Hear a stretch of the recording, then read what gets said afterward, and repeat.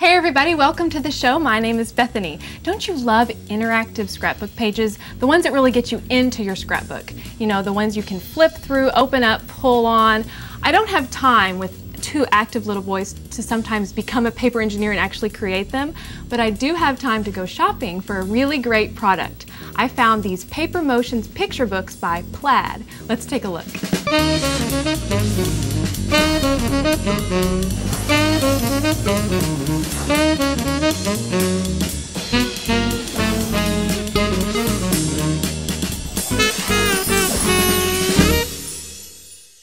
So I was out shopping and I found these great Magic Slide picture books from Plaid, and I wanted to show you all the different things that come in the packaging. This right here is the Anytime Pink version, and this is actually a telescoping picture book. Lots of room for scrapbooking and altering and all kinds of stuff.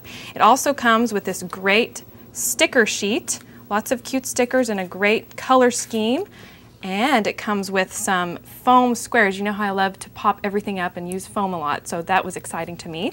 I also have this envelope if you want to mail this, if you want to do a baby announcement or a gift for Mother's Day. This is actually the package covering, and when you open it up, you can see right here that there's this space that is the right size to crop your photos, so you can get your photos exactly right that'll fit inside. There's also some instructions on how to put it together, and it comes with this little easel if you want to display your picture book in your office or on your shelf. What we're going to use right now is the telescoping picture book. But you know how I love to sand everything and make them look kind of shabby, so I went ahead and sanded this one just with a regular emery board. Now what we're going to do is decorate this with papers and with pictures. So I have this Paper Journeys paper collection. This is by Plaid as well, and this is the Domestic Bliss line. I really liked all of these papers. They all are coordinating and go together. There's icons you can cut out, there's different collage papers, and it's kind of a vintage look. This is a specific paper that I chose. So I cut the 6x6 paper up into 3 pieces, and we're going to set this aside for a different project later on. But I wanted to show you before I place this on that these Magic Slide picture books actually have little slots that you can slide photos into. Do you remember that packaging, that little template that I told you that's the size for your photo? That size photo fits right in there. And these are really sturdy little photo corners. Now you know I like to make things my own, so I'm going to cover this up with some paper. This is from the Domestic Bliss line. Now this right here I'm going to tuck in here. Now I'm going to put my photos on. I love to use lots of photos. Every time it was pulled on, I wanted there to be a surprise. So I have these pictures of Lucy, and I'm just placing them right like this. These are mini wallet size, if you're wondering. And then I also had this picture. This one wasn't the same size, and so I'm just going to cut it right there, and you can see all of those photos. Now I have another photo of her that's a little bit larger. See, every time you open it, it's going to be a bigger surprise. So this one is a little bit larger. I'm going to just tuck it right in there. And then I have this picture of me. Now, why am I putting a picture of me in there? You know, I have 2 little boys. I see different things in them that I see in Lucy. And I really wanted to journal in all of this real estate here. There's tons of space for journaling about how Lucy makes me wonder what I was like as a little girl. Now for my final focal point photo, I have this adorable one of Lucy. It's her full face, head on, and it just shows her and her cute little expressions. I have one that I've already adhered everything down. You can see that it slides really well. Now remember, when you're adhering photos and when you're adhering papers, make sure that you really adhere the edges. That's very important. Now I want to adhere the stickers that came in the packet.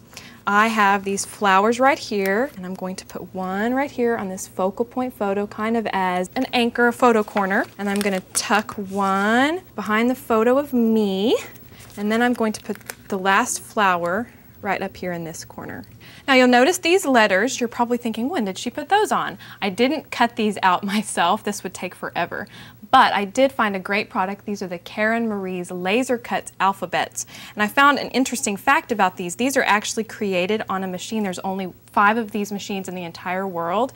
These are cardstock. They're laser cut. You can chalk them, you can paint them, you can do all kinds of things with them. I decided to use them with the white because it went with my color scheme. There's these little tabs that attach them to these thin little bars, and you just have to snip those apart. And then you have the little letters. I have some that I've already applied adhesive to. I'm going to peel them off and put them down right here on this little picture. It's a label.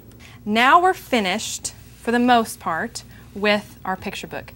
Now I want to make some other elements that we are going to have fun with. This right here are the Keepsake Colors gel paint. This is by Plaid as well. This is the berry wine color. And this paint is so fun because you can just freehand draw with it. I have this other papier medium, and this is the flow medium. We're going to dot this flow medium on these inside petals. And what it's going to do is make this flower look variegated. All you have to do is swirl it around with a paintbrush, and it's going to pick up that paint, kind of make circular motions.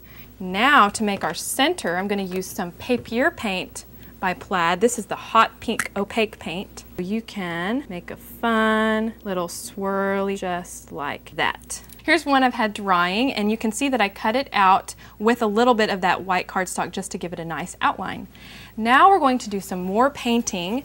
I have this papier paint that I just used a minute ago, and you can see that it's really thick paint, but this flow medium actually helps it become more like you can use a paintbrush and really use long strokes with it. So what I want to show you is how these two mix together really well, and this flow medium makes it nice and soft. What I'm going to use now is a texture comb. And a texture comb creates this really pretty texture. This is by Plaid, and there are 4 different sides to this, so you can create all different textures. Scrape it along the paint, and it creates this texture. And the cool thing about this dimensional paint is that it will dry with a texture. It doesn't just look like texture, it feels like texture as well. Now I want to show you some that I've already had drying, some different textures. Well, this right here is the baby pink papier paint with the flow medium by itself with one side of the texture comb. This is the hot pink on one layer, the baby pink on another layer, and this is just the hot pink, just like I did. These are all dry. So now what I wanted to show you is all of the different flowers I got out of doing this. I cut out flowers, I drew some, and you can get some really neat looking flowers by doing this. Now we're ready to build up our page. I have this white cardstock, and I free-handed a scallop edge all around. And I also have that paper collection pack that I talked to you about, these paper journeys. Now I had this really pretty, kind of shabby chic, you know, I talked about this, my picture book wanted to be shabby chic. Well, this paper I thought really went along with that, and it has pink in it, so that's really convenient. And what I decided to do was basically wallpaper the back of this cardstock. You're just going to notice right here that I'm starting to cut it. You don't want to watch me cut that whole thing, but you kind of get the idea that I'm cutting out the scallop, and I layered those papers on. Here's the one that I've already layered. And you can do this with smaller papers. You can just wallpaper them onto a shape or a scrapbook page as well. Now I'm going to put this on top of another 12 by 12 piece of white cardstock. You'll notice that I rounded the corners on this one, and I'm going to put this scalloped pattern paper on the background. Now all we have to do is place our elements. I'm going to put my picture book right here in the center, and I'm going to place my flowers that I just worked on, make sure they're dry before you do this, on the scalloped paper.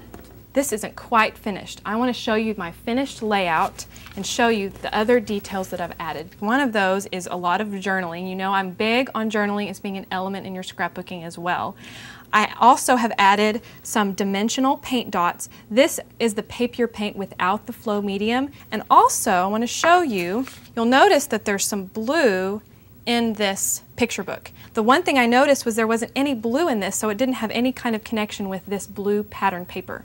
And so I have this photo, and I just cut it into strips. I made a little frame around the photo of me. I also added the word me. I added lots of journaling around this photo. I added journaling around this polka dot paper. I added some more paper strips over here, and I added some paper strips in this corner. I want to show you some more of the Paper Motions picture books. There's a ton of different kinds. This one right here, it flips open. You pull this little tab on the side. The coordinating colors are really nice. The stickers on these really are cute. Here's another one. This is kind of a memorial to our Hawaii vacation. We loved it and had so much fun.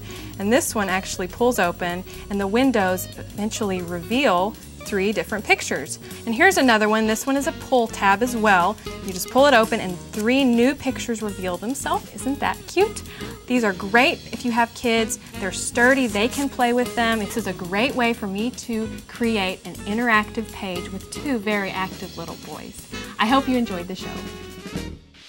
For step-by-step instructions on how to create this week's project, download the design guide featuring special make-it-your-own bonus tips.